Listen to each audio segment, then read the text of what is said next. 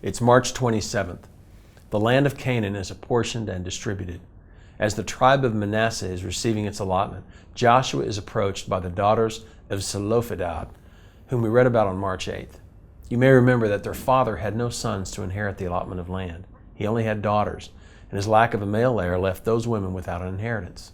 Here in chapter 17, verse 4, these women request that Joshua follow through on what God had ordered Moses to do and give them their land. And so here today we see that these women do indeed receive their allotment of land. And the new policy is established in Israel. Women will inherit property just as men do.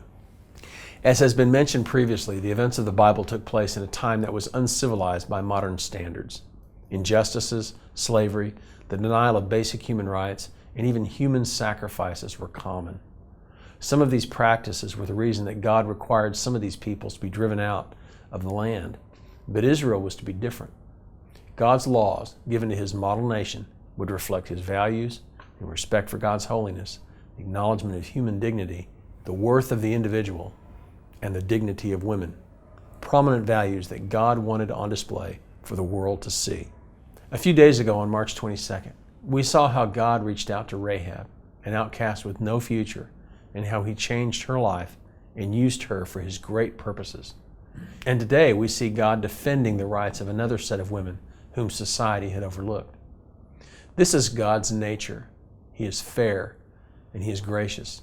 His heart is very soft toward the disenfranchised among us. He fights for the underdog.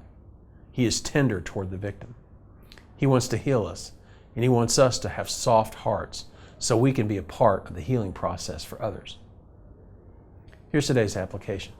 Does your picture of God accurately reflect His gracious treatment of the disenfranchised? What are your thoughts toward the poor, the needy, the sick, and the addicted among you? Ask God to give you His heart toward others that are hurting. Now here's today's prayer.